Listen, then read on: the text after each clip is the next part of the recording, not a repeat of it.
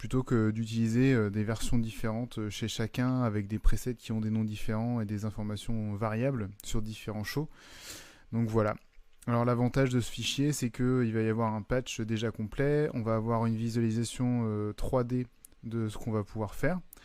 Et puis la mise en place, elle est vraiment simple. Ça a vraiment été pensé pour que on puisse faire ça en quelques clics.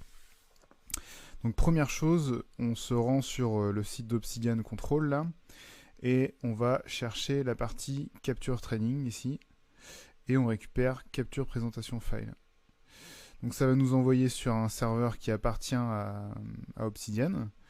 Et donc vous voyez, il y a Onyx Training File qui est le fichier capture si jamais vous avez capture, ou le exe si jamais vous n'avez pas capture et que vous voulez juste lancer une petite fenêtre.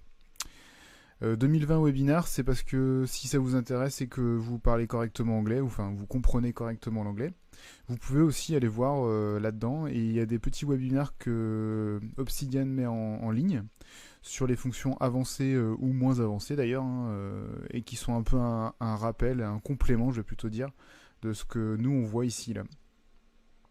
Puis j'ai fait comme les autres dernières fois, j'ai mis en place une Dropbox dans laquelle je continue d'alimenter les éléments. Et donc dans la session 3, vous trouverez le Capture Training aussi et le Onyx Show pour cette session d'entraînement.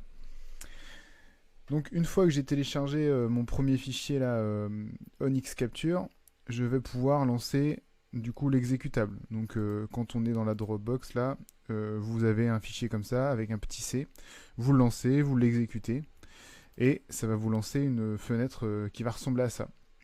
Donc pas de souci le côté multicolore, c'est parce que du coup vous n'avez pas d'éléments connectés pour le moment.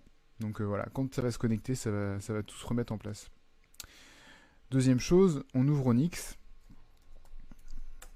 Et quand on ouvre Onyx, cette fois-ci, on va récupérer un show qui est dans les samples de l'installation et qui va nous permettre de travailler avec un patch déjà établi et quelques éléments qui sont déjà configurés. Surtout, il y a pas mal de presets qui sont déjà faits, et puis il y a quelques exemples de QList et de Submaster, etc. qu'on va voir aujourd'hui justement, et qui vous permettront de comprendre certaines choses facilement. Donc une fois que le logiciel est ouvert, donc je vais aller chercher dans la partie load, je vais aller chercher sur l'ordinateur, dans la partie Obsidian, les samples qui sont ici, et je vais prendre Onyx Training. Donc c'est le même fichier que je vous ai mis sur le serveur au cas où, mais bon, vous le retrouvez de toute façon obligatoirement. Et quand vous allez l'ouvrir, il va vous demander si je veux sauvegarder, parce que forcément ça a été créé dans une version plus ancienne que celle-ci, donc il faut re-sauvegarder à la bonne version pour être sûr que ça fonctionne correctement, qu'il n'y ait pas de bug ou de version entre guillemets. Bon, ça c'est un truc qui normalement n'est pas trop problématique chez Onyx, c'est-à-dire qu'on peut facilement utiliser des versions de show différentes sans trop d'interrogations. Il y a peu de bugs liés à ça, quoi. Donc vous voyez le petit message show optimized, parce que du coup on est sur une version plus récente, et donc je peux sauvegarder et ici aller chercher un répertoire dans lequel je l'enregistre. Donc, par exemple moi sur la Dropbox là, je peux aller le mettre sur session 3, Onyx 3, enregistrer. Oui. Ouais, il me remet le message, je sais pas pourquoi. Donc là c'est bon, ça a bien enregistré dans une version plus récente. Maintenant que j'ai ça, vous voyez que déjà j'ai un show prédéfini avec pas mal d'informations.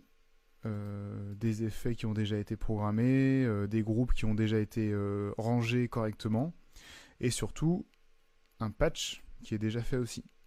Donc forcément il correspond à notre patch capture qu'on va voir ici. Donc il utilise que 2 ou 3 univers, comme on a le droit qu'à 4 avec Onyx, c'est parfait. Et pour voir s'il fonctionne, enfin pour le relier à capture, nous on va utiliser du SACN. Pourquoi? Parce que le ArtNet ça a tendance à saturer les réseaux, et donc vous ne pourrez pas trop faire l'ArtNet et regarder les vidéos par exemple sur internet, ça a tendance à saturer votre box, alors qu'avec le SACN on va pouvoir rester connecté au Wi-Fi, envoyer le SACN sur le Wi-Fi. C'est pas la meilleure chose à faire non plus, mais ça va pas non plus poser trop de problèmes. Donc pour ça on va se retrouver en haut dans le menu, et on va aller dans Menu. Donc je vous ai dit qu'on parlerait des options de menu et du logiciel au fur et à mesure. On y est justement.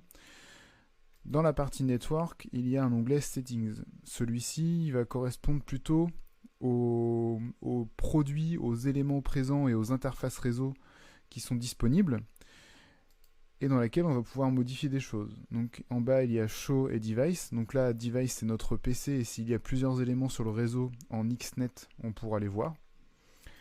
Et ici j'ai une partie interface. Donc on voit que j'ai plusieurs interfaces réseau et que j'en ai une ici qui est la Wi-Fi et dans laquelle je vais pouvoir activer le SACN. Je l'active donc. Pour valider ça, j'oublie jamais le petit Apply en bas à droite. Et vous voyez, j'ai une petite flèche qui apparaît avec la couleur verte là, pour me dire que le SACN est en fonctionnement ici. C'est pas suffisant, c'est juste pour dire que cette interface utilisera du SACN. Maintenant, il faut aller définir les paramètres et les priorités du SACN. Donc je vais dans la partie EtherDMX, et donc là je retrouve les produits compatibles ArtNet qui sont sur le réseau. Il n'y en a pas puisque pour l'instant nous on va faire du SACN et puis on n'a pas de nodes qui sont connectés. Dans la partie ArtNet, on va avoir toute la partie configuration ArtNet. Donc nous on va pas s'en servir et c'est même déconseillé d'utiliser en même temps que le Wi-Fi chez vous. Donc pour l'activer, on fait on-off ici. Et puis en dessous, on peut choisir si on fait du full broadcast, de l'unicast, etc. Ça serait plus une partie sur le réseau qui serait donc à faire une autre fois. Et puis dans la partie SACN ici, on va pouvoir activer et valider des informations. Première chose donc, on active le SACN et on applique. Si je regarde rapidement mon visualiseur, on voit que certains éléments sont passés en Home, mais pas tous. En fait, ceux qui sont passés en Home, c'est ceux qui sont sur l'univers 1. Puisque ici, on a activé de univers 1 à univers 1. Et je vous ai dit, juste avant dans le patch, on a vu qu'il y avait 3 univers. Donc on va activer de l'univers 1 à l'univers 3 et on va appliquer. Cette fois-ci, je vois que j'ai tout le monde qui est activé, qui est passé en Home. Donc voilà, ce fichier, il est comme il est, mais il est très pratique pour faire des essais avec un visualiseur 3D et pas uniquement 2D justement, et il va nous permettre de bien travailler. J'ai pas donné d'option dans le capture, puisque du coup, il est vraiment fait, ce fichier training là, pour fonctionner en plug and play, que ce soit avec du ArtNet, du SACN, d'autres protocoles. Normalement, il y a toutes les options qui sont validées et automatiquement ça devrait marcher. Donc voilà. Si je quitte mon menu, donc vous voyez ici, j'ai bien l'interface 4 qui est rappelée, comme sur la partie settings, qui est rappelée ici pour le SACN. Une fois que j'ai fait ça, je peux donc quitter mon patch. Mon menu, pardon. Et donc là, on va juste voir rapidement. Donc je vais vous mettre la partie visualiseur visible un peu tout le temps. Et donc on va pouvoir voir les groupes. Donc avec les fonctions dont on a parlé la dernière fois, comme le highlight par exemple. Donc ici on voit les DaVinci, ce sont les artistes qui sont ici.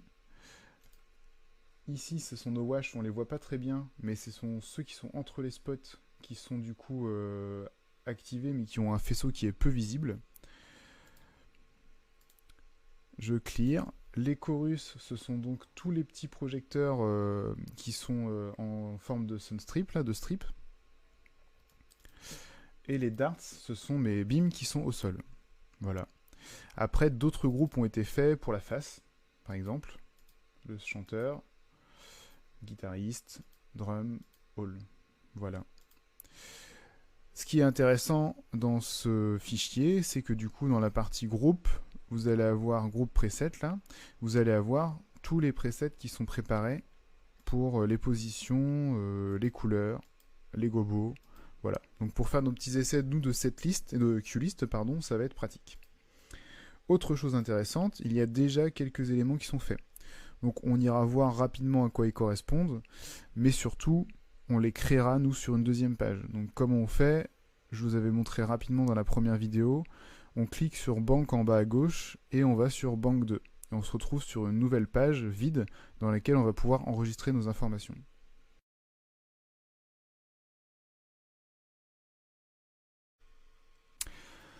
Dans un premier temps, on va donc créer notre première séquence. Mais avant ça, rapidement, il faut quand même qu'on fasse un petit tour d'horizon des choses importantes pour travailler avec les séquences. Première chose, le programmeur. Le programmeur, il va être important puisque justement, il va vous permettre de savoir ce que vous enregistrez dans votre séquence. Donc par exemple, ici, on voit qu'il est vide. Donc si je fais record une case vide, je n'enregistrerai rien. Si je vais choisir un projecteur que je le mets à 100%, dans mon programmeur apparaît une valeur avec le nom du preset. C'est donc ces cases allumées que je verrai enregistrer ensuite dans ma séquence. Donc le programmeur est très important. Il va nous permettre d'afficher les valeurs des paramètres, les valeurs des effets et les valeurs des timings. Donc si on met un fade ou un délai, il va nous permettre aussi de savoir quel est ce délai sur les projecteurs puisqu'il apparaîtra ici. Exemple, ici j'ajoute un délai de 2 secondes à tout le monde. Vous voyez que le délai apparaît partout. Si je mets un délai progressif, donc délai 0 through 10 par exemple, pour les allumer un par un, vous verrez que toutes ces valeurs apparaissent ici. Donc le programmeur, quand on va enregistrer nos séquences, il va toujours être présent dans notre travail. Il faudra bien penser à aller le visualiser avant d'enregistrer pour être sûr de savoir ce qu'on enregistre. Donc là je clear tout pour le moment. Deuxième vue importante pour la création des séquences, ça va être ce qu'on appelle le QList Directory. Ici, vous allez avoir toutes les séquences de la console. Donc, ce n'est pas parce qu'une séquence est supprimée d'un playback qu'elle est supprimée de la console. Exemple, je veux supprimer ce All White Override, je le supprime ici. Donc, delete, enter, enfin delete le playback et enter. Vous voyez qu'il a disparu de mon playback, cependant, il est toujours présent ici dans mon QList Directory. Donc c'est important de garder une vue aussi sur cette QList Directory avec bien la notation, que la notation est aussi très importante dans votre travail pour être sûr de ne pas vous retrouver avec une QList Directory remplie d'informations mais totalement en bordel. Donc voilà. Autre chose, ce qu'on appelle le QList Value forcément. Par exemple, ici, je suis sur une que j'ai pris en test tout à l'heure, et j'y avais mis l'intensité et home, et donc du coup, je vois qu'il y a dedans intensité à 100% et home, et que c'était une QList avec une seule Q. Comment je fais pour voir les informations d'une QList? Eh bien, je choisis l'option Select, que je trouve... Pardon. Alors oui, je confondais avec la console. Donc quand je suis avec la version PC, vous avez juste à cliquer en bas sur une des séquences et vous vous retrouvez directement sur la vue des informations de votre séquence. Donc vous voyez ici, dans le main show, on a des informations de preset et des informations en pourcentage. Donc ça veut dire que certains presets ont été utilisés, mais aussi de temps en temps uniquement des valeurs. On voit aussi les queues qui sont utilisés, et puis on voit des temps de fade ou des temps de délai qui sont ajoutés dans cette séquence. Enfin, on voit quel type de QList c'est en allant sur Options ici, et on voit si c'est une QList, un timecode, chase, submaster, etc. On y reviendra juste après. Dernière chose, la case status. Alors, cette vue status, dans celle-ci, il y a en haut une petite partie toggle bouton en playback bouton virtuel entre guillemets. Donc c'est des boutons qu'on va pouvoir utiliser en accès direct. Donc là vous voyez par exemple que ici c'est uniquement la face du chanteur. Oui c'est ça. Ici uniquement la face du clavier, etc. Et en dessous, qu'est-ce qu'on voit? On voit une fenêtre avec les valeurs actives. Donc si je lance mon show principal, vous voyez que mon show est lancé. Il m'indique également que ma QList est à 0%. Donc si je veux voir ce que je fais, je monte à 100% et on voit l'état des QList. Vous voyez ici c'est tout petit, mais on voit qu'on est à 2 sur 8. Si j'ajoute mes spots allumés, donc là qui n'ont pas d'intérêt puisque du coup je ne sais pas comment ça a été prévu, vous voyez qu'il y a les spots qui se sont allumés et que cette case est apparue ici. Comme c'est un submaster, vous voyez que c'est un rond qui apparaît et pas un play. Voilà, si j'ajoute le spécial, idem, j'ai le spécial qui s'allume et toutes les informations qui sont ici nous donnent le regard sur ce qui est en cours d'utilisation. Cette vue elle est pratique aussi puisque de temps en temps quand on va faire du show live en prestation par exemple ou sur des concerts qu'on ne connaît pas forcément, on a tendance à des fois un peu oublier ce qu'on a lancé ou pas lancé, notamment si on se retrouve avec des vues de playback bouton avec pas mal de choses. Et donc ici on va pouvoir réaliser les informations qui nous intéressent et stopper des queuelists à partir de cette vue, quoi. Donc voilà. Dernière chose, la vue playback bouton. Donc celle-ci, c'est une vue de boutons virtuels qui vont être fonctionnels au tactile ou à la souris, mais bon, c'est plus prévu pour d'utilisation tactile. Et donc ça, on l'utilisera peut-être un peu plus tard, mais on va surtout se servir de ce qui correspond à nos faders réels, quoi. Donc, je vous ai dit, on va créer notre première séquence. Donc on va aller dans groupe preset. Ah non, on va aller plutôt dans celle du bas. Preset, PT, CBG, et en dessous, groupe preset strip. Donc vous vous rappelez, l'autre jour, on a eu cette vue qu'on avait enregistrée.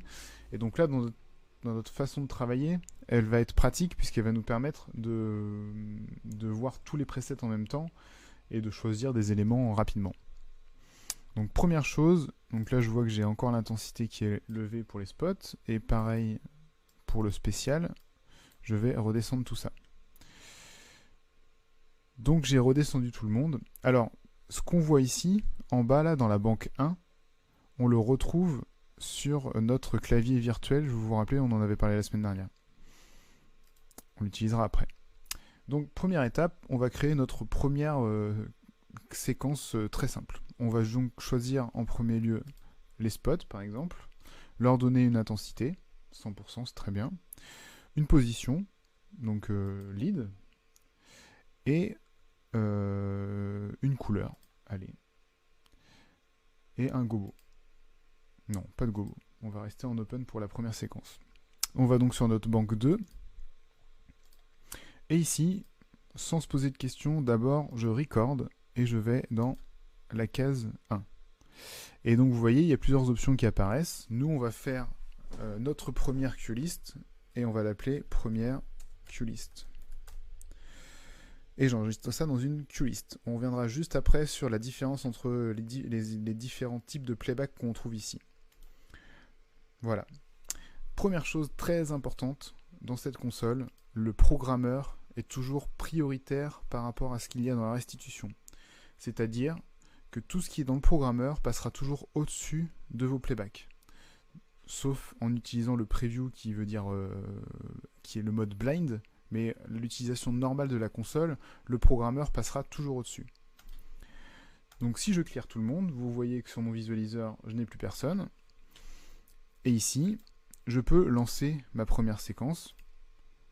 Et on va voir que ça a été créé et restitué comme on l'a vu. Bon, par exemple, là, ça s'est allumé aussitôt avec les temps de fade. Nous, on ne voudrait pas voir la montée progressive. Donc, on éteint cette séquence. On passe nos informations à 0%. On lance notre fade, enfin notre séquence, je veux dire. Et maintenant, on monte l'intensité. Et vous avez vu qu'on n'a pas vu les projecteurs bouger en même temps qu'ils se sont allumés. Les informations importantes quand on crée notre séquence. Première chose, ici, il s'agit de passer à l'état d'après ou à l'état précédent avec le pause ou le retour arrière. Puis le stop permet d'arrêter la séquence. Et ici, on va ouvrir les options liées à la queue-list. On reviendra après sur ces options. Enfin, quand on est sur le petit carré, ici on voit un 1, c'est le nombre de queues que l'on trouve dans notre queue-list.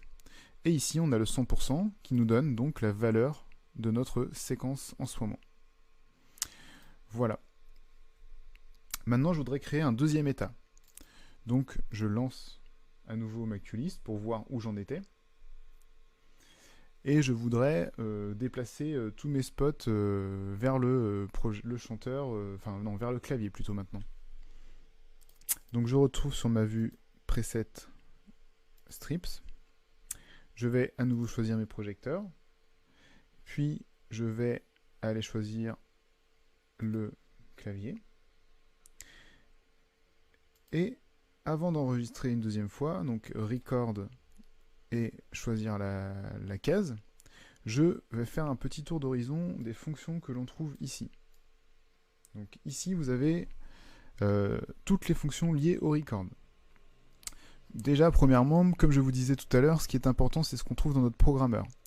Donc, dans notre programmeur, on a des informations de base qui sont actives en ce moment, des informations de FX qu'on ne voit pas parce qu'on n'en a pas fait et qu'on ne les a pas utilisées, mais qui peuvent apparaître en dessous des numéros, et des informations de time qui vont apparaître aussi en dessous.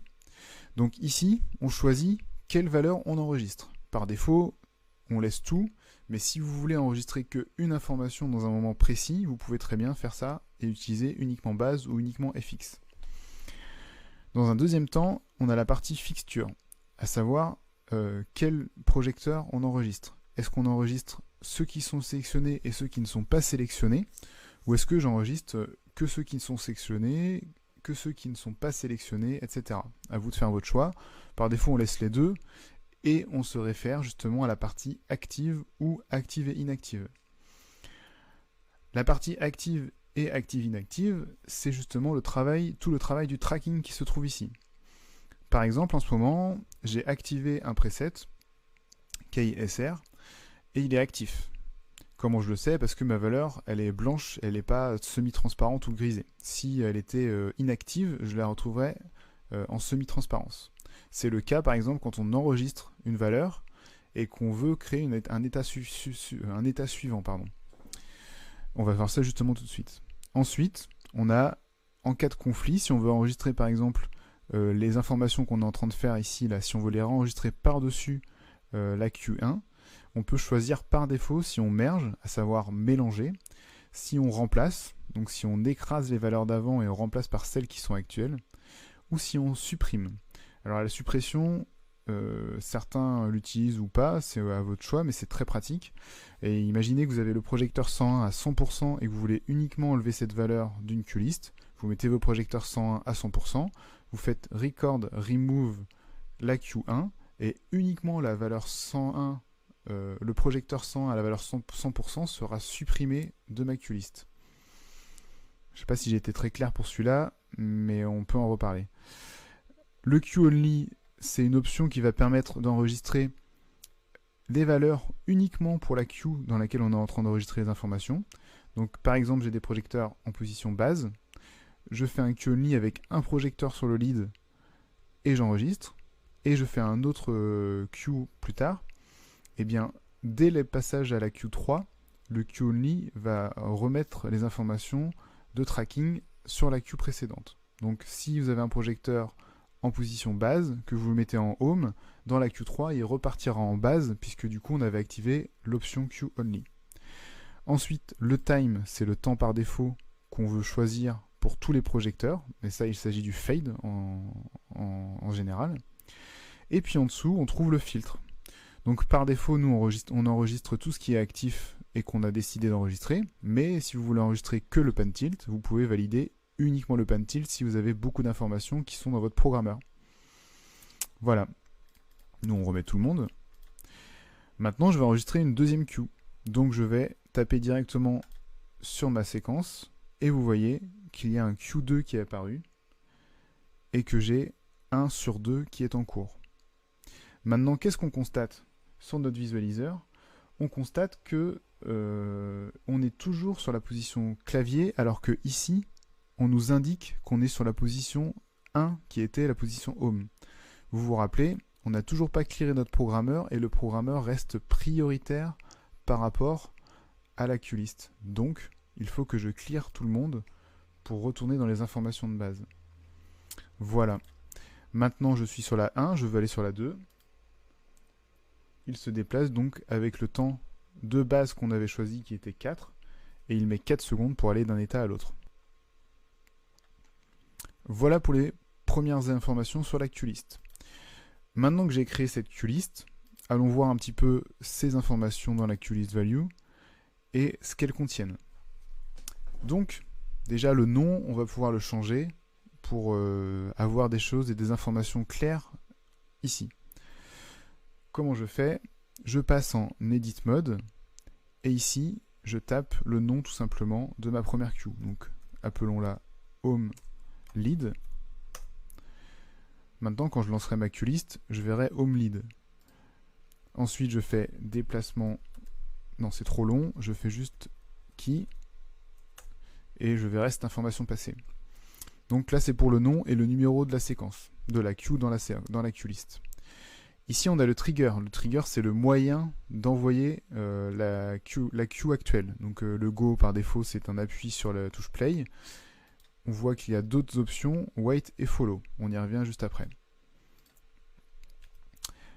Ensuite, on peut ajouter un délai et un fade. Donc vous voyez, quand on a mis time tout à l'heure de 4, par défaut, c'était notre fade. Si je veux le changer maintenant, je peux juste taper ici 2, et je passe à un temps de fade de 2. Pareil ici, 2, et je passe à un temps de fade de 2. Ici, on a des options de fade mode. Donc on y reviendra pour d'autres types de séquences. Là, pour l'instant, ça n'a pas trop d'intérêt de passer du temps là-dessus. Le type de courbe. Donc vous voyez, par défaut, là, il va prendre 2 secondes pour aller d'un état à l'autre de manière linéaire. Mais on peut très bien choisir d'aller sur une courbe d'accélération ou sur une courbe break dans l'autre sens, ou accelerate et break. Voilà, ça dépend de vos utilisations, ça peut être pratique pour des chases ou d'autres choses. Voilà. Après les options avancées de QList, on va pas voir ça aujourd'hui, ça n'a pas trop d'intérêt. Deuxième partie, la fenêtre QList Value. Dans celle-ci, on voit les informations de notre queue. Donc on voit que, comme on a travaillé qu'avec des presets, toutes les valeurs apparaissent avec des noms. Donc ici on a le preset intensité, le preset position, etc., etc. Puis sur ma deuxième, on voit des valeurs en blanc et des valeurs en bleu, gris, transparent. C'est donc ça dont je vous parlais, les histoires de tracking.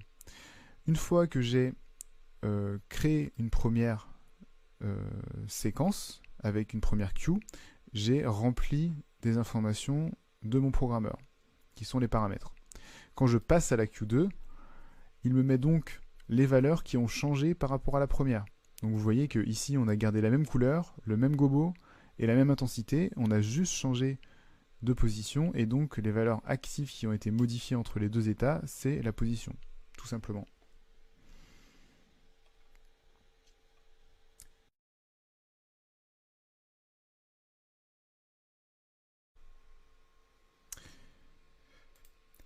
Maintenant qu'on a fait notre première queue-list et qu'on a vu comment enregistrer plusieurs queues dans celle-ci, on va aller voir un petit peu quel type de queue-list on peut trouver, quel type de playback on peut trouver dans cette console.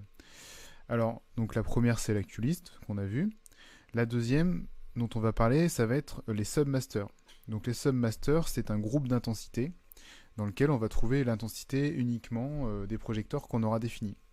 Donc pour ça, par exemple, donc ça va être pratique pour le travail en live, pour les faces, pour plein de choses. Donc par exemple, on va faire comme ce qu'on trouve sur la page 1 là. On va se faire des submasters pour les spots, pour les wash, pour la face par exemple, histoire d'avoir un accès rapide vers ces éléments. Donc je vais dans mes groupes, je sélectionne mes artistes, les projecteurs, je les mets à 100%, et j'enregistre ça, record, j'enregistre ça en 3 là par exemple, mais cette fois-ci, je les enregistre en submaster, donc je l'appelle spot. Donc sur Onyx, les couleurs sont conventionnées, c'est-à-dire que rouge c'est pour les QList et vert c'est pour les submasters. On verra les autres couleurs après, mais celles-ci elles sont définies par défaut. Donc si je clear et que je lance mon submaster spot, j'ai la partie spot qui est active. Maintenant, ce qui est intéressant, c'est de combiner les submasters et les QList. Si je lance par exemple ma première séquence dans laquelle j'avais tous mes spots en rouge, je peux jouer sur l'intensité des spots uniquement. Si dans cette QList, j'avais eu des spots en haut, des beams au sol et de la face, avec ce submaster, j'aurais agi uniquement sur les spots. Bon, très classique comme utilisation dans les consoles, c'est la même chose dans toutes les consoles, mais c'est important de le redire, ça fonctionne comme ça. Pourquoi les submasters sont importants? Puisqu'ils vont vous permettre de faire des séquences avec ou sans dimmer. Mais par exemple, quand j'ai mon submaster qui est actif, ma séquence peut aussi avoir une intensité qui est gérée. C'est pas, l'un n'est pas au-dessus de l'autre. C'est-à-dire que là, mes submasters et mes QList ont le même niveau de priorité. Maintenant, je vais en profiter pour faire 2 ou 3 submasters. Donc là, les wash, on les voit pas trop, donc on s'en fout un petit peu. On va prendre les blinders du sol, enfin les color chorus, qu'on met aussi à full, et on enregistre en bas nos strips en submaster. Et on va faire pareil pour les beams. At full, record, ici, beam. Beam sol. Et en submaster. Donc maintenant, plutôt que d'envoyer l'intensité à full, je peux juste utiliser ces submasters pour travailler. Après, à vous de décider si vous mettez l'intensité ou pas dans les QList. C'est un choix en fonction de ce que vous allez faire et sur quel type de QList vous allez créer. Donc voilà, les submasters, rien de bien particulier. Je peux aussi voir bien sûr les valeurs dans la partie QList value de ces submasters. Et on voit ce qu'on a ajouté et ce qu'on a mis dedans. Donc si vous enregistrez un submaster avec d'autres infos, par exemple des pan tilts, etc., ça ne sera pas actif dessus. Il y aura uniquement l'intensité qui sera active. Je préfère le préciser. Très bien. Eh bien, voyons maintenant un autre type d'enregistrement. On va voir les chase. Alors, les chase. Pour ça, on va utiliser nos strips du sol.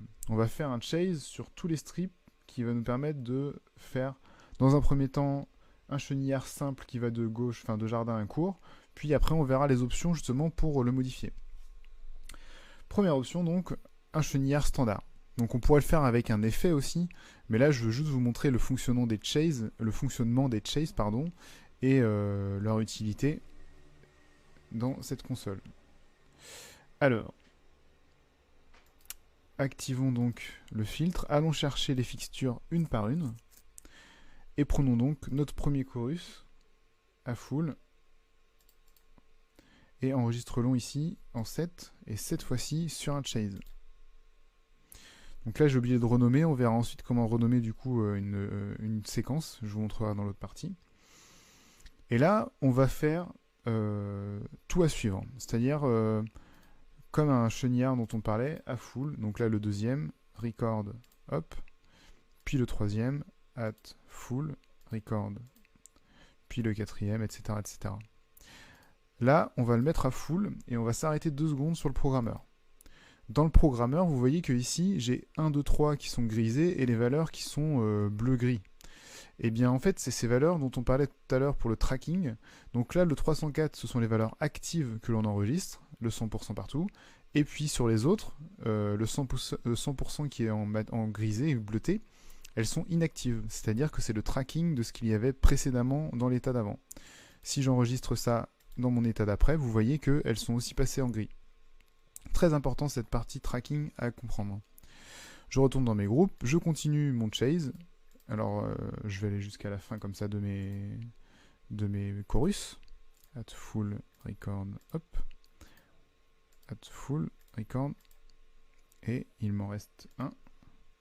À full record, hop. On va zoomer un peu sur cette partie pour mieux voir, puisque du coup, c'est pas hyper visible. Maintenant, je clear tout le monde. Je les ai éteints.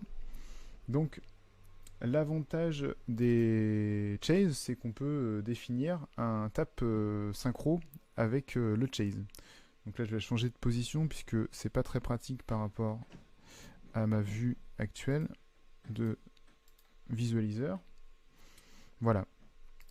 Maintenant, on voit mieux. Si j'ouvre mon chase, je vais faire play et il va se lancer automatiquement à une vitesse prédéfinie qui doit être de 120 bpm, je pense.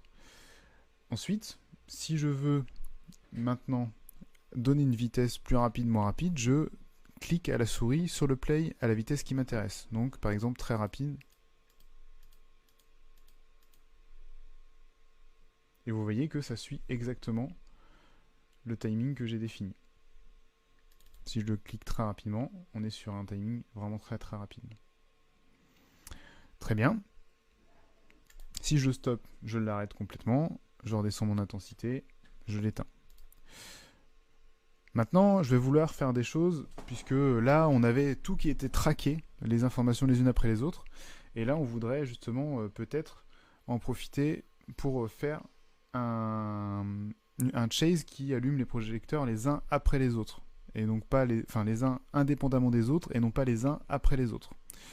Donc pour cela, je vais aller dans les options, donc double-clic la petite roue crantée, et je me retrouve dans les options liées à ma queue-list. Donc déjà, sur la partie gauche, on peut choisir de transformer notre chase en queue-list, par exemple, ou en override, etc. Donc bien sûr, ça dépend des informations que vous avez enregistrées dans cette queue-list. Vous pouvez pas transformer un chase de 6 étapes en un submaster, par exemple, ça n'a pas d'intérêt. Mais bon, ça se fait ici. Dans la première partie, j'ai donc toutes les informations générales liées à mon chase. Donc ici, on voit que mon dernier tap synchro que j'ai fait, il m'a envoyé à un BPM de 428. Je peux le modifier ici manuellement, ou voilà. Et on voit ici que j'ai forward, backward, BNC pour dire aller-retour, et random. Donc déjà, on va tester les différentes options. Donc je lance mon play. Donc là, vous voyez, on était dans forward, donc en avant. Et donc il va du premier vers le dernier. Si je fais backward, donc là il arrête le chase, il faut le relancer. Je reviens en arrière et vous voyez qu'il le lit cette fois-ci dans l'autre sens, en backward, en arrière. Si j'utilise la fonction BNC, il va à nouveau arrêter mon chase, je vais le relancer. Et vous voyez qu'il fait un aller-retour. BNC, aller-retour. Maintenant, je vais aussi pouvoir choisir random. Et donc là, il va faire un allumage aléatoire des projecteurs dans la liste de ce qui avait été sélectionné et allumé. Donc déjà, ça c'est pour le sens de votre chase et comment il fonctionne. Donc nous, on va le remettre en forward, juste pour qu'on voit bien ce qu'on fait. Et maintenant, je vais vouloir que les projecteurs ne s'allument pas tous en même temps les uns après les autres, mais qu'on en allume un, puis on éteigne l'autre. Vu comment on a enregistré, il y a une solution très simple, c'est de désactiver le tracking. Si je désactive ce tracking, on va voir la différence de ce qui va se passer au niveau des queue-list value. Donc si je vais dans mes queue-list value actuellement, hop, je vais stopper pour bien voir, vous voyez que en 1, j'ai qu'une intensité, puis en 2, j'ai 2 intensités, en 3, etc. Comme je vous en ai parlé la fois juste avant sur les queue-list, en bleu-gris, c'est les valeurs inactives, et les valeurs de tracking, qui sont traquées de la queue d'avant, et en blanc, les valeurs qui sont de cette queue actuelle. Je retourne ici, et je désactive le tracking. Et vous voyez que sur la droite, on est passé à uniquement le 301 actif. Et si je ferme, là, cette fois-ci, j'ai que le 302, puis le 303, puis le 304. Voilà. Donc maintenant, si je relance mon chase, vous voyez que, ayant enlevé le tracking, je me retrouve avec un chase qui va d'un état à un autre. Alors ça, c'est pratique. Pourquoi? Parce que là, vous voyez, quand j'ai fait mon enregistrement, je ne me suis pas posé la tête d'éteindre le projecteur 1 pour allumer le projecteur 2. J'ai tout allumé à la suite, puis après, j'ai désactivé le tracking et je me retrouve avec un chase qui fonctionne comme je voulais vraiment le faire. Maintenant, c'est un peu trop chenillard, je le veux juste en mode aléatoire. Eh bien, je reprends le mode random ici et je le passe en aléatoire et je me retrouve avec un chase aléatoire. Donc là, je l'ai fait sur les strips parce que c'est vraiment visible et facile, mais je pouvais le faire sur n'importe quoi. Les options qu'on voit là, elles sont bien sûr liées uniquement à mon chase, elles ne sont pas liées à tous mes chases que j'ai enregistrés, c'est uniquement celui-ci. Dans les informations importantes qu'on retrouve ici, on va avoir aussi, donc le tracking, c'était ce qu'on a vu. Je ne vais pas tout décrire, mais une autre info importante, c'est le release. C'est le temps qu'il va mettre à s'arrêter.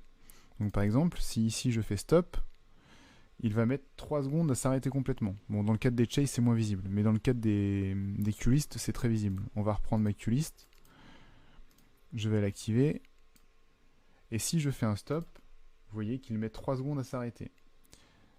Si je vais sur ma queulist et que je change mon release pour 0, donc avec le moins parce qu'il n'a pas l'air de vouloir, je passe mon release à 0. Maintenant, je relance ma séquence. Donc ça, c'est mes fades d'allumage qui n'ont pas changé. Mais quand je stoppe, vous voyez que j'ai 0 secondes pour le release. Donc ça, c'est pareil, c'est le release de set queulist. On peut le changer de manière générique dans le setup, dans le menu, pour toutes les releases, et mettre un release par défaut de 1 seconde ou 2 secondes, par exemple, quoi. Voilà. Et puis, dans notre chase, par exemple, ici, on avait aussi les fonctions d'assignement. Et ici, on voit qu'on a des actions pour l'utilisation du bouton quand il est en down action, donc en action basse, ou en up action. Donc nous, par défaut, tout est en action haute, enfin en action basse, par exemple, quand on appuie sur le bouton, mais on pourrait très bien ajouter une action sur le relâchement du bouton. Donc tout ça, ça se trouve dans fonction assignement, justement. Et puis ici, on retrouve des options de flash et des infos générales à notre séquence. Je vous disais, j'ai mal nommé mon chase. Comment je fais pour le modifier? Eh bien tout simplement, ici, je retourne dans mon edit mode comme tout à l'heure, et je clique sur chase, et vous voyez qu'il y a marqué set queulist name at chase sol. Et maintenant, j'ai bien renommé en chase sol. Là, comme c'est un chase, je ne vais pas m'emmerder à nommer chacun des éléments pour la queulist. On finit notre petit tour d'horizon des différents types de queulist. On va maintenant créer ce qu'on appelle un override. Alors l'override, c'est quoi? C'est comme une queulist, mais qui passe au-dessus. Alors en termes de priorité, justement, là, on avait les mêmes niveaux de priorité entre séquence, chase et submaster. Maintenant, dans nos séquences, j'en ai pas parlé, mais bon, ça paraît être un peu prématuré, on va pouvoir aussi définir des niveaux de priorité entre les séquences. Il se trouve ici, donc dans les setups, dans l'option, pareil, toujours, on voit ici priorité 50. Donc par défaut, tout le monde est à 50, et on peut osciller entre 0 et 100 ou plus, je sais plus, mais on peut osciller entre 0 et plus que 50, en tout cas, pour définir des priorités en fonction des queuelistes. L'override, lui, il va passer au-dessus. Un exemple très concret, ça va être tous les projecteurs en blanc et dans la position up, par exemple. Donc ici, on va retourner sur nos groupes et on va prendre nos spots. On va les mettre à full, intensity 100%. On va préciser une couleur en blanc, white. On le précise parce que même s'ils sont en blanc actuellement, on veut forcer cette valeur ensuite. Et on va mettre une position en haut. Alors, est-ce qu'il y a ça? Oui, sûrement. Up 2, up 3, voilà, très là, très bien. Ça, je vais l'enregistrer maintenant dans mon 6, là. Record en 6. Et cette fois-ci, je vais choisir Override. Donc là, je vais l'appeler Up White. Ah, je me suis trompé, je l'ai mis en Chase. Très bien, on va voir comment modifier ça. Je double-clique, Option, et je passe en Override. Tout simplement, vous voyez, la couleur elle a changé. On est passé en violet pour dire qu'on est bien en Override. Maintenant, je clear. Et je vais voir comment il fonctionne. Tout simplement, je lance ma séquence, comme tout à l'heure, là, où j'ai mon intro et tout est sur mon chanteur, ma chanteuse. Eh bien, cet override, il va me permettre d'allumer progressivement avec le fader les projecteurs en haut et en blanc. Et vous voyez qu'il passe au-dessus de ma séquence. Par contre, quand je redescends, il a inclus, il a remis la valeur de la queulist en cours. Pareil, si je passe à un deuxième état de ma séquence et que je monte cet override, vous voyez qu'on se retrouve avec un état qui est, voilà, qui est au-dessus pour le moment où il est actif. Donc c'est très pratique pour ce genre de position. Up par exemple, ou des strobes en blanc qu'on veut forcer. Imaginez, vous avez des projecteurs comme ceux-là, là, les spots qui sont rouges. vous voulez faire un effet blanc aléatoire, et vous voulez qu'il soit prioritaire par rapport aux séquences, eh bien vous le mettez en override, et quand vous le montez, ça part sur le strobe aléatoire. Quand vous le redescendez, ça repart sur la séquence qui était en cours. Dernier type de séquence, donc pour l'instant je vais donc supprimer rapidement un des submasters parce que j'ai plus assez de place pour que ce soit bien visible. Dernier type de type de playback, pardon, je me perds les mots. Dernier type de playback, on va parler de l'inhibitif. Alors, c'est quoi l'inhibitif? C'est un sur-submaster ou un sous-grandmaster si on veut. Je m'explique. Ici, par exemple, nous avons le chase sur le sol. Et je vais vouloir garder cette intensité voilà, active. Mais je vais vouloir gérer le pourcentage global de cet effet. Bon là, c'est un exemple qui va être juste simple à expliquer, mais il faut voir ça dans le cadre, par exemple, d'une direction photo ou d'un directeur photo qui va pouvoir gérer des faces au-dessus de nous et ne pas affecter les culistes en cours, par exemple. Donc si par exemple je prends à nouveau tous mes chorus et que je les mets à 100%, donc vous voyez que mon programmeur est toujours prioritaire. J'enregistre ça cette fois-ci ici en 5 et je le mets en inhibitif. Donc ini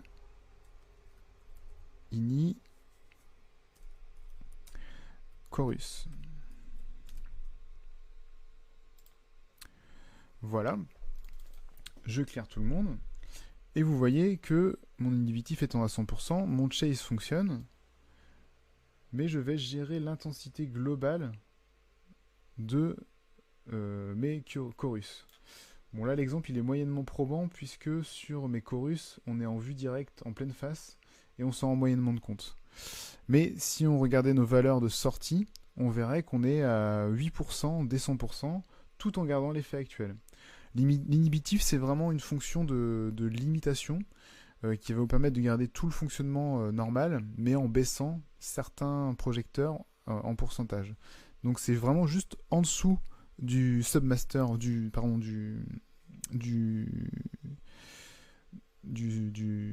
l'intensité générale de la console. Et ça va nous permettre de gérer un peu le flux d'un chase par exemple ou de certains paramètres. Je stoppe tout. Donc lui par contre ce qui est important c'est de garder une valeur active tout le temps, puisque à partir du moment où j'ai fait un inhibitif, si je mets sa valeur à 100%, je ne verrai tout fonctionner tout le temps, mais si je le passe à 0, vous voyez que mon effet ne s'est plus lancé du tout sur les chorus actuellement.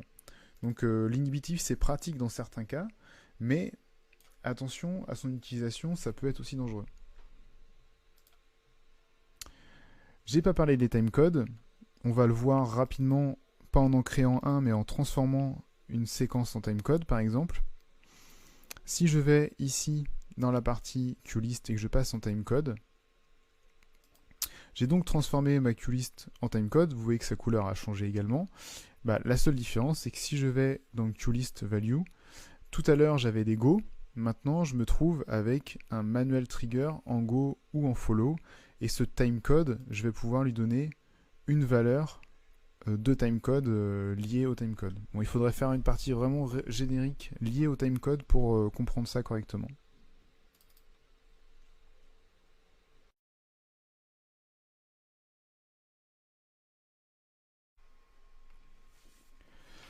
Maintenant qu'on a fait un petit peu le tour de toutes nos options de QList et toutes nos QList, enfin toutes nos options, on a fait le tour de tous les types de QList et les options, il en reste beaucoup bien sûr. Justement, à chaque fois je me rends compte qu'une heure c'est court quand même. Dans cette dernière petite partie de 10 minutes là, on va essayer de voir justement quelques fonctions ou quelques outils pratiques et utiles pour travailler avec la console en termes de restitution. Donc la dernière fois on m'a mis dans les commentaires l'organisation. Ça me paraît un petit peu difficile dans le sens où uniquement avec un PC on ne peut pas restituer un show et c'est un petit peu difficile de préparer une partie live avec uniquement des boutons et des faders virtuels. Donc on peut avoir une idée de la restitution, ou alors comme on vient de le faire, créer des queuelists, c'est simple avec justement une console et un visualiseur optionnel. Mais par contre, créer vraiment une interface comme pour la restitution en show, c'est un peu compliqué là. La seule chose que je peux vous dire, c'est que dans la partie qu'on retrouve ici, et donc qui va nous permettre de voir un petit peu l'organisation, personnellement, j'ai tendance à plutôt mettre des submasters sur la partie gauche, une séquence principale sur la partie de droite, et puis à garder certains éléments d'une page à une autre en fonction de ce que j'ai besoin. Voilà. Dans les options et les outils qui vont pouvoir être pratiques, on va avoir le snap release. Alors, pour l'instant, on travaille avec, depuis le début, une seule séquence. Eh bien, on va pouvoir, si j'ai plusieurs séquences qui sont actives, donc si je vais voir dans mon statut, là, pour l'instant, j'avais fait qu'une séquence. Donc si je lance ma séquence numéro 1, elle se lance. Si je retourne sur ma page première, j'avais exactement aussi deux séquences, donc je peux aussi les lancer. Et vous voyez que j'ai mon main show et mon timing example qui se sont lancés. Maintenant, si je veux arrêter toutes les séquences en même temps, parce que je veux vraiment repartir d'un truc propre, j'ai une option qui s'appelle Snap Release, et donc il suffit de faire clic droit sur le snap, snap, clic droit sur le snap, et clic gauche sur le release. Et là, en faisant cette action, je release tout ce qu'il y a dans ma console qui est actif à ce moment-là. Donc, clic droit sur le snap, clic gauche sur le release. Voilà. Autre chose, vu l'organisation que j'ai eue par exemple ici, elle peut ne pas me plaire. Donc je voudrais réorganiser ma banque. Quand il s'agit de réorganiser cette banque, c'est simple. Donc on va prendre le petit clavier, comme d'habitude, et puis comme je vous ai expliqué pour les presets ou les groupes, on va faire move ou copie, et puis on va déplacer nos éléments où ça nous chante. Donc par exemple, mon move, ma queulist, comme je vous le disais, je la mets souvent dans la partie droite. Mes spots à gauche, puis mes strips, puis voilà.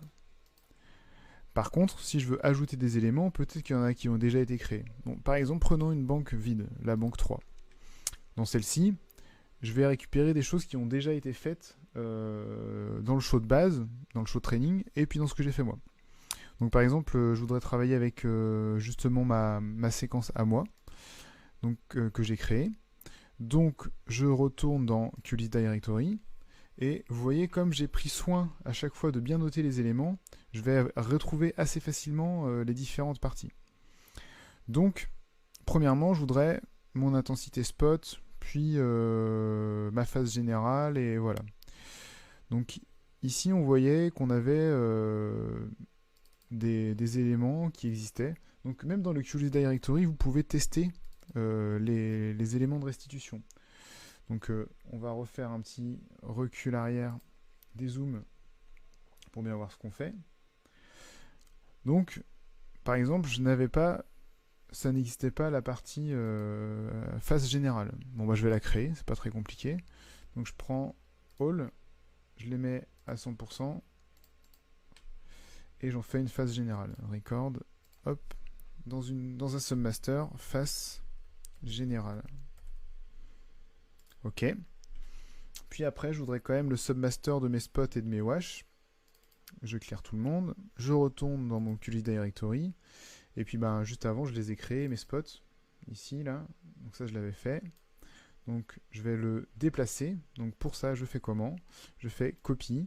Je sélectionne spot. Je les emmène ici. Et j'ai maintenant sur ma banque 3 mes spots qui correspondent à ça.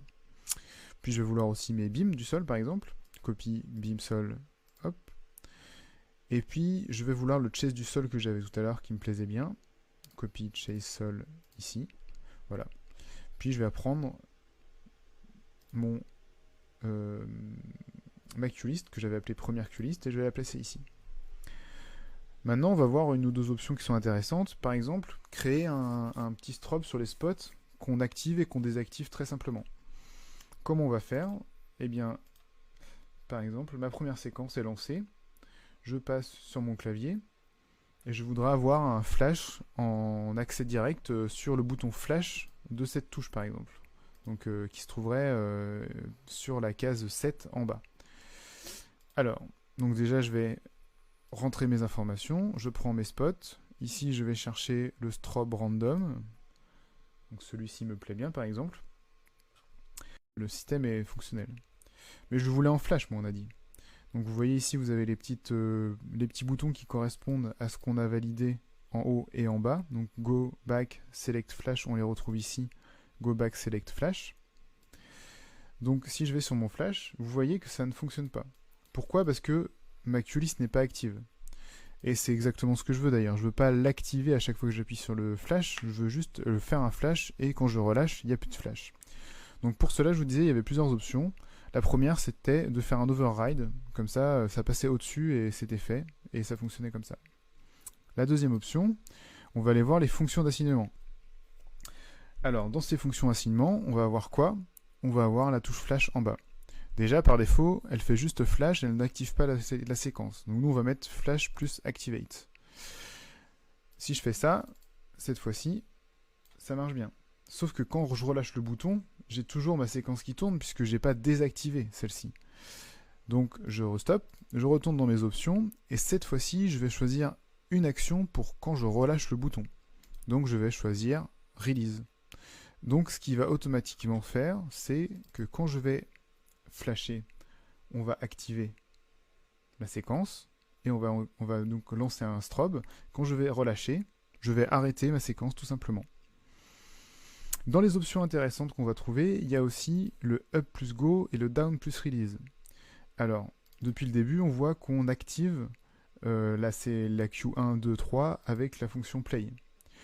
Il y a aussi une possibilité, c'est de lancer la séquence et l'arrêter, ou passer au Q d'après avec le fader.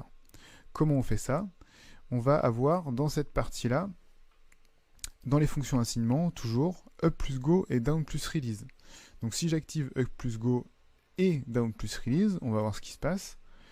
Quand je vais monter mon fader, je vais activer ma Q1, et quand je vais descendre, je vais désactiver ma séquence. Vous voyez, mes machines sont repassées tête en bas.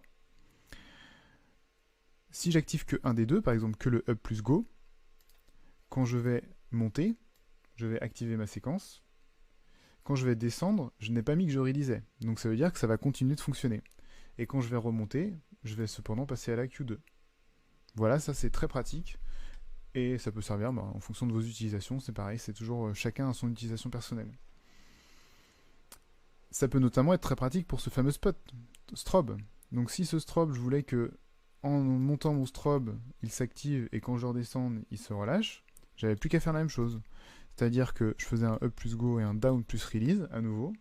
Et cette fois-ci, avec mon strobe, j'ai donc la possibilité de l'avoir en accès direct en flash, mais j'ai aussi la possibilité de l'avoir en override, enfin en montant et en descendant mon fader, tout simplement, de manière progressive.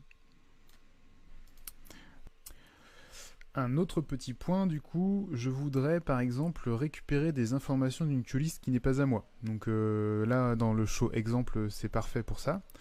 Donc on va se rajouter sur le 9 là une des QList qui existait dans le main show. Donc on va faire ça. Donc copie main show ici. Et on va voir comment récupérer une position par exemple ou une couleur venant de cette séquence. Alors, pour cela, je vais lancer ma séquence main show là. Hop. Je lance la Q2 et j'ai mes projecteurs du sol qui se sont mis dans une position. Alors là, on sait qu'elle est liée à un preset, mais imaginons que ça ne soit pas lié à un preset et qu'on veuille récupérer cette position pour nous en faire un preset. Eh bien, tout simplement, on va pouvoir utiliser la touche load. Donc, je touche load en premier.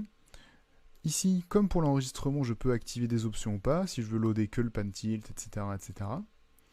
et je vais choisir le groupe que je veux charger, donc, ou le projecteur si c'est un seul projecteur. Mais là on va prendre tous les spots du sol, donc les darts.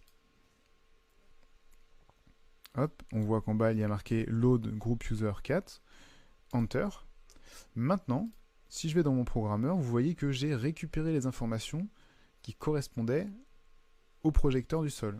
Donc là, on a récupéré toutes les informations. C'était pas exactement ce qu'on voulait faire. Donc là, je vous remontre justement comme je vous l'expliquais avec le filtre. Donc on refait load. Cette fois-ci, on choisit que le pan tilt et on va prendre les darts.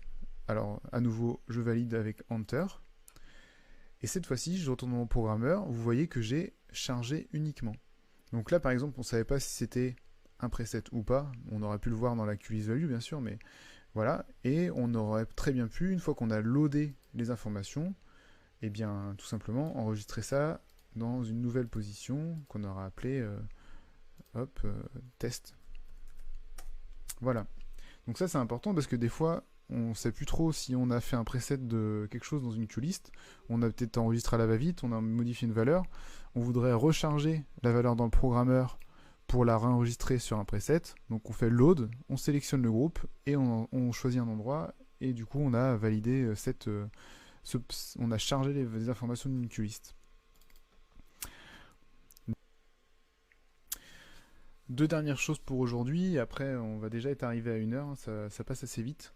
Les timings. Alors je vous en ai parlé au tout début avec justement les valeurs de timing show qu'on trouvait dans le show timing, dans la QList timing show. Là on va voir comment ajouter nous par exemple à notre position une extinction progressive de projecteurs. Donc là par exemple on a nos projecteurs qui sont lancés dans la Q2 sur le clavier. Bon, imaginons que c'est plus loin dans le morceau, et c'est la fin du morceau. On voudrait que ces projecteurs s'éteignent les uns après les autres. Donc pour ça, c'est pas très compliqué. Donc je vais sélectionner mes projecteurs artistes. Je les mets at 0 enter. Et après ça, du coup, dans mon programmeur, vous voyez qu'il y a la valeur 0. Mais il n'y a pas de délai.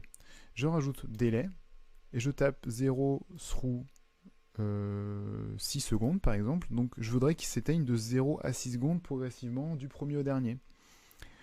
J'appuie sur Enter et vous voyez que maintenant j'ai des temps progressifs qui ont été ajoutés, donc de 0 à 6 secondes. Je vais vouloir enregistrer ces valeurs à la suite.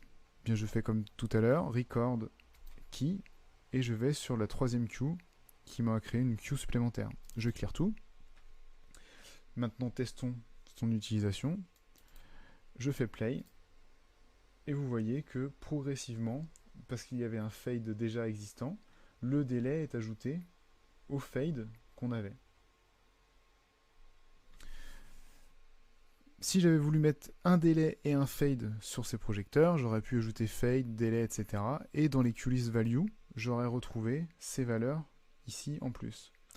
Vous voyez que quand j'ai ajouté un temps qui est progressif, il n'est plus dans la case délai ou dans la case fade, il s'ajoute une petite case override, qui s'appelle aussi override ici, mais qui n'a rien à voir avec la fonction override, qui nous permet d'aller de 0 à 6 secondes, donc on sait qu'on a une valeur progressive qui est ajoutée. Donc si je voulais que ce soit en 6 secondes, mais que ici ce soit aussi en 6 secondes pour le fade, j'avais juste à faire ça, tout simplement. Une autre chose, comment modifier, dernière chose pour aujourd'hui, comment modifier des éléments d'une séquence ou d'une QList, ou les supprimer, voilà. Il y a plusieurs façons de le faire. La plus simple étant d'être sur la queue actuelle, de voir l'état des projecteurs. Donc par exemple, on va se remettre dans la QList et avec le Q1. Et je voudrais ajouter à cela des informations.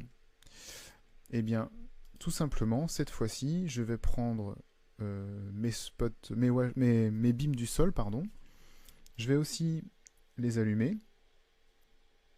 Hop, intensité at 100. Je vais les mettre dans une position qui m'intéresse. Donc en fan, par exemple, au sol. Et j'enregistre ça dans ma Q1. Pour le faire, rien de plus simple, je sélectionne la QList dans laquelle je veux que ce soit, et je fais record, puis je tape la queue dans laquelle je veux que ce soit. Donc record Q1. Désormais, j'ai les options qui sont arrivées. Première option, merger les informations. Est-ce que je mélange sur la Q1? Deuxième info, remplacer totalement ce qui se passe dans cette Q1. Troisième, ajouter un point après la Q1. Ajouter un point avant la Q1. Ou la fameuse fonction remove qu'on a expliqué au début qui permet d'enlever les valeurs. Bon là, ce n'est pas des valeurs qu'on peut enlever puisqu'elles n'existent pas avant. Nous, on veut merger puisqu'on veut une Q1 qui a des informations en plus. Voilà. Maintenant, si je clear mon programmeur, vous voyez qu'en étant sur cette Q1, j'ai ajouté mes beams au sol dans une position. Bien sûr, là, j'avais pas enlevé mon intensité avant et j'ai tout activé, donc on a tout vu. Mais voilà, tout a été ajouté. Comme c'est du tracking, quand je passe à la Q2, ce que j'ai enregistré dans la Q1 reste dans la Q1, bien sûr. Hein. C'est toujours le principe du tracking. Voilà. Maintenant, ma fin ne me plaît pas. Enfin, c'est pas du tout la fin d'ailleurs. Et ben, je peux tout simplement supprimer une queue, comme de deux manières. La première, c'est on sélectionne la queue list, on fait delete Q3 enter. L'autre option, on fait delete et on sélectionne une case. Donc delete, il attend la valeur 3 puisque je l'ai déjà fait, mais revenons en arrière, delete Q3 enter et j'ai supprimé ma queue. Comme je vous le disais, sur cette console, le undo ne fait pas tout. Ici, c'est trop tard. Je l'ai supprimé, je ne peux pas revenir en arrière, il faudra que je refasse cette action. Si je veux ajouter des points entre les éléments, eh bien, comme je vous l'ai montré juste avant, vous prenez les projecteurs, vous sélectionnez une autre position, et au lieu de faire cette fois-ci merge, vous allez choisir une autre option. Donc par exemple, record Q1, enter, et cette fois-ci je fais ajouter un point après la Q1. Et donc quand je vais dans ma QList à nouveau, cette fois-ci j'ai un home, une deuxième position qui a été créée en 1.5 avec mon Q 1.5, puis la position key. Et ça met en désordre un peu mes informations de tracking, donc faites attention quand vous faites ça. Autre méthode pour modifier vos informations dans une QList, chargez celle-ci dans le programmeur pour ensuite les modifier. Alors, prenons par exemple notre information key ici, et on voudrait que le morceau ne termine pas par le clavier, mais par la personne de l'autre côté, le guitariste. Eh bien, on sélectionne la QList, on fait Edit Q2, Enter. Et maintenant, si vous allez dans votre programmeur, vous voyez qu'il a chargé les informations relatives à cette QList, à cette queue, pardon. Et donc, on va pouvoir prendre les projecteurs qui nous intéressent, donc par exemple les spots, et au lieu de les emmener sur le clavier, on va les emmener sur le guitariste. Ok. Vous avez peut-être remarqué, à partir du moment où j'avais activé le Edit Q2, j'ai le petit bouton Update qui s'est mis à clignoter. Tant que celui-ci est en train de clignoter, on est en train de modifier la queue en cours. Donc là, j'ai changé de personne et la position m'intéresse. Je fais Update. Et cette fois-ci, j'ai transformé ma position du côté clavier en position du côté guitariste. Cette solution d'update, elle est intéressante parce qu'elle vous permet d'être sûr d'avoir chargé les bonnes informations et mélanger ensuite les bonnes informations, merger, dans la QList, tout simplement. Voilà. Bon bah j'espère avoir fait un petit peu le tour des informations intéressantes pour les QList aujourd'hui. J'ai pas fait un tour complet, hein, bien sûr, il reste encore pas mal de choses au niveau des séquences à voir. J'ai essayé d'aller au plus efficace et au plus rapide et de montrer les fonctions principales, notamment par exemple dans les chase, dans les strobes, ce qu'on peut faire assez rapidement et facilement. Vous avez rendez-vous à 17 h avec Hugo pour la partie Quick Q Cam 6, en espérant que ces petites vidéos vous plaisent, et on se donne rendez-vous bientôt. Salut à tous.